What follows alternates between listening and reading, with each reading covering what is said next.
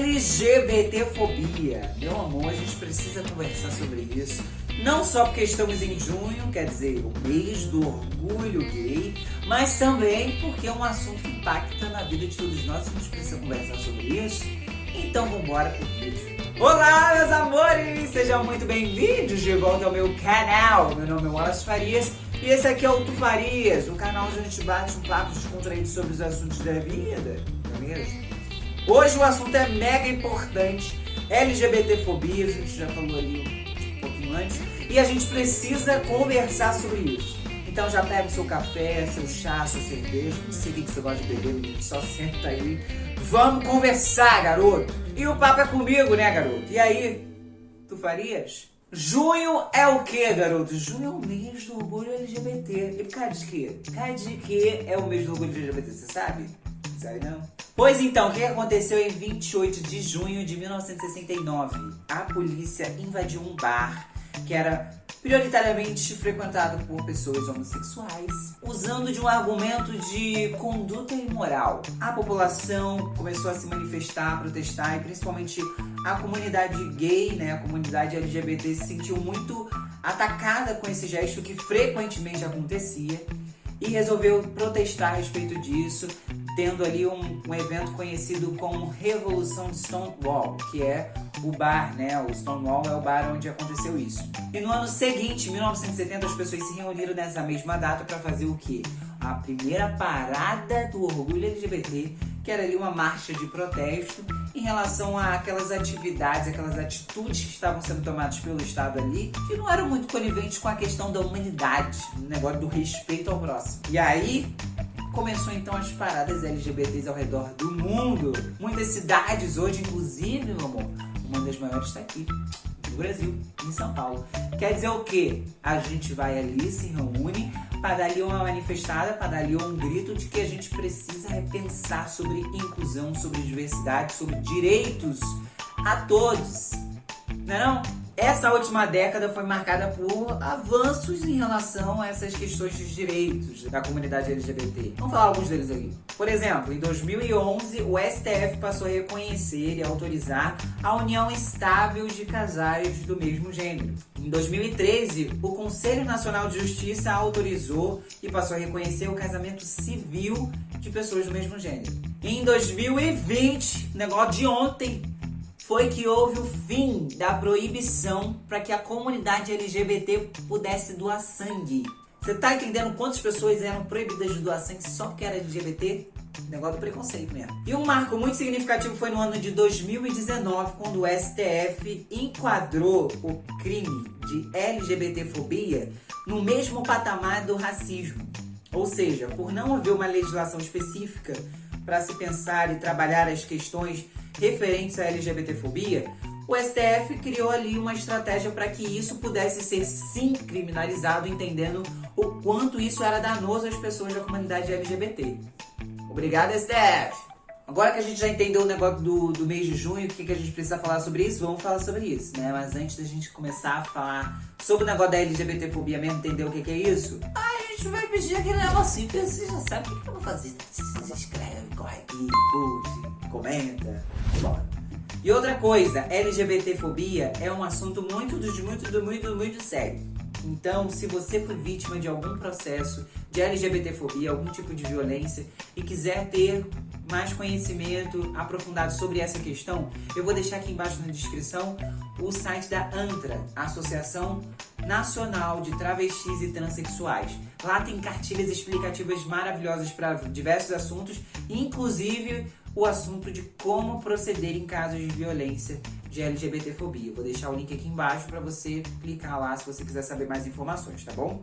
Vambora! Vamos entender o que é LGBTfobia. Primeira coisa, eu tô falando LGBTfobia, mas a gente poderia pensar aí em toda a sigla que representa essa comunidade LGBT atualmente, que é LGBTQIA+, fobia.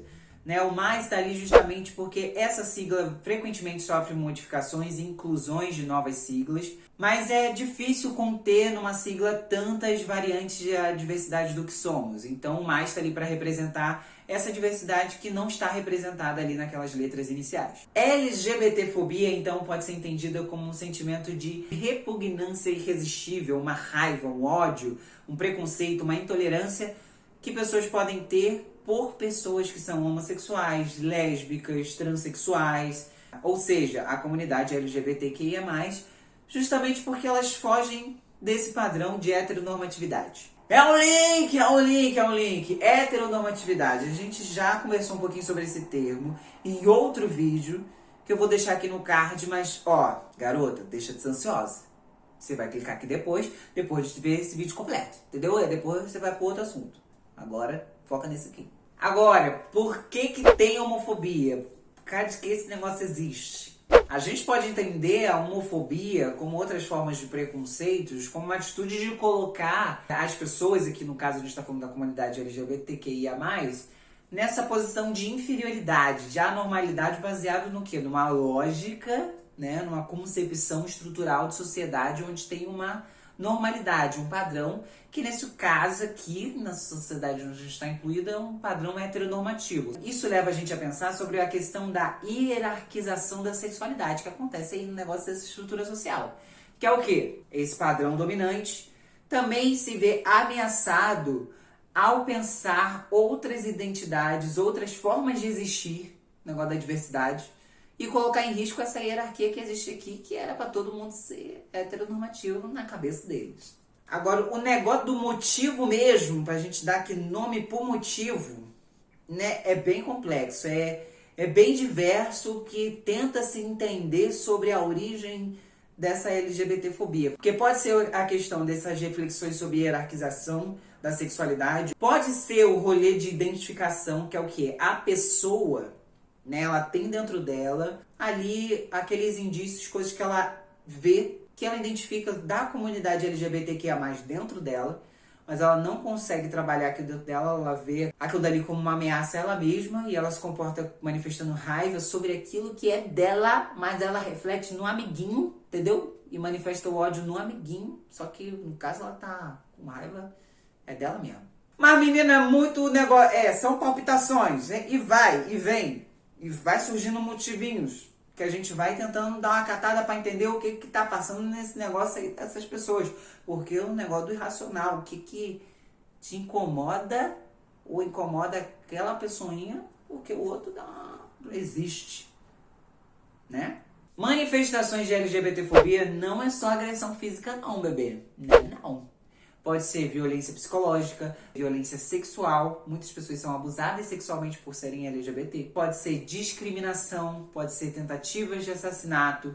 Pode ser muitas formas e manifestações de violência. Inclusive, alguns tipos de manifestações que passam, né? Negócios de ditos populares, de frases, modos de falar, modos de brincar, que são manifestações de LGBTfobia, mais invisibilizadas, né? Mas ali, né? Perfumadinhas, cheirosinhas, que a gente nem pensa que é LGBTfobia. Vamos conversar sobre elas? Frases do tipo: falar que a pessoa é LGBT porque ela não passou pela experiência de transar com a pessoa certa, né? Do tipo, quando você transar com uma mulher, você vai saber o que é bom. Ou quando você transar com um homem, você vai saber o que é bom e vai deixar esse negocinho de lado. É só uma fase. Outra: você é tão lindo, cara. Pena que você é gay, que desperdício. 3. Parabenizações, do tipo: caraca, cara, eu nem pensei que você era gay. Parabéns, você parece muito hétero. Cara, você é gay, você não dá pinta nenhuma. Aquela dando pinta.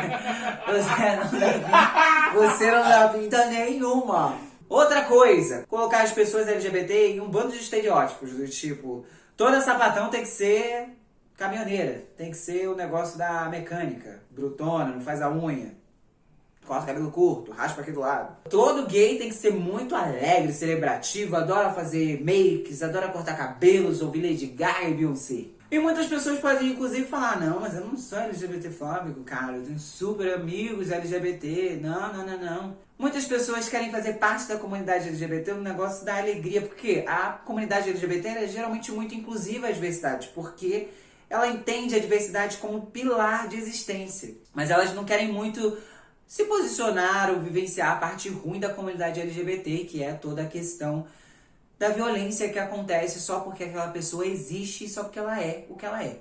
Outra coisa que a gente precisa pensar é que a LGBTfobia está muito próxima da misoginia. Misoginia é justamente todo esse processo de ódio, irritabilidade, raiva, preconceito sobre a figura da mulher ou tudo que se aproxima desse estereótipo, desse aspecto feminino. Quanto mais próximo uma pessoa estiver desse aspecto, desse entendimento do que é o feminino, nessa sociedade patriarcal, heteronormativa, machista em que a gente está inserido, ela é mais digna de violência ou mais suscetível à violência por ser entendido como uma pessoa mais fraca. O Grupo Gay da Bahia, que é um grupo que faz as estatísticas de pessoas que sofreram violência LGBT-fóbicas no Brasil há muito tempo, em 2020 levantou os dados que 237 pessoas morreram por violência LGBT-fóbica. Sendo que 161 dessas pessoas eram travestis ou transexuais. Ou seja, 70% dessas pessoas. 51 pessoas eram gays, 22%. 10 pessoas eram lésbicas, 5%. 3 pessoas eram homens trans, 1%. 3 pessoas eram bissexuais, ou seja, 1%. E 2 pessoas foram heterossexuais que foram confundidos com gays, 0,4%. Dá para entender, diante dessa estatística, que dessas pessoas, as que mais sofreram violências, mais morreram, são aquelas justamente que se aproximam do aspecto feminino. Segundo a Rede Trans Brasil, a expectativa de vida de pessoas transexuais no Brasil é de 35 anos. Ok, o rolê é pesado. É importante a gente saber dessas estatísticas porque a gente precisa se amparar no fato de que isso é uma realidade. Muitas pessoas morrem por causa de LGBTfobia no Brasil. Inclusive, o Brasil é o que maior tem a taxa de homicídio à população trans no mundo. E estranhamente, é o país que mais consome pornografia trans. Tá, eu já entendi que a LGBTfobia é uma coisa que está inserida na nossa sociedade, que a gente precisa conversar sobre isso e que muitas vezes ela está invisibilizada, ou seja, com comportamentos em que a gente nem acha, nem sabe que são LGBTfóbicos. Por quê? Porque a gente naturalizou muitas dessas questões em relação a falas, gestos, atitudes, brincadeiras e que podem ser, sim, muito ofensivas para outras pessoas. Nesse caso, como a gente pode sair disso? Teve um outro vídeo que eu já falei sobre a questão de preconceitos e como a gente pode agir diante dessa questão do preconceito. E eu vou deixar aqui no card caso você queira dar uma olhadinha sobre ele também. A gente, primeiramente, tem que entender que esse é um processo e que a gente vai estar revendo muitas coisas em que a gente naturalizou, de comportamentos e falas em que a gente nem se deu conta o quanto são ofensivas às pessoas. A segunda coisa é você, de repente, experienciar, se colocar no lugar da pessoa que ouve aquela fala. E talvez seja interessante você trocar um termo que você suspeita que seja LGBTfóbico por algum termo que possa tocar em você. Um exemplo, você ouviria super de boa alguém dizer: caraca, parabéns, cara, você nem parece hétero, eu nem desconfiei. Outra coisa que a gente precisa pensar também, o negócio da LGBTfobia não está restrita à população que não faz parte da comunidade LGBT. Ou seja, um homem gay pode ser transfóbico. Um homem gay também pode ser racista. Isso significa o quê? Que o pensamento sobre o preconceito, sobre a LGBTfobia, sobre a misoginia, ou seja, qual for a manifestação de preconceito, ela é um dever de todo mundo.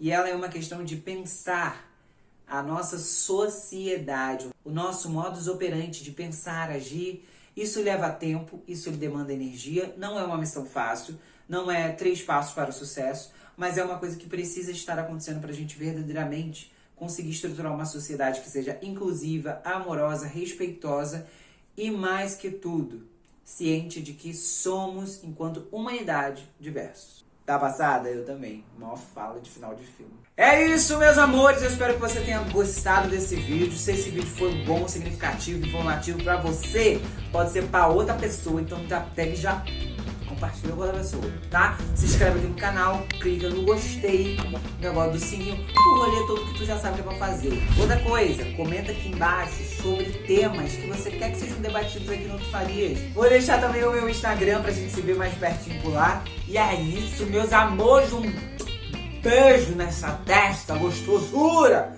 Até o próximo vídeo. Um beijo. Vou deixar aqui acho que que vai lembrando das coisas que tem que falar enquanto você tá gravando. Meu nome é Wallace Farias e hoje... Esqueci de falar. E esse é o que? O negócio do Tu Farias, né? Essa última década foi... Não vou começar a falar do assunto, mas antes, dar uma despedida aqui. Dar uma despedida. Que despedida?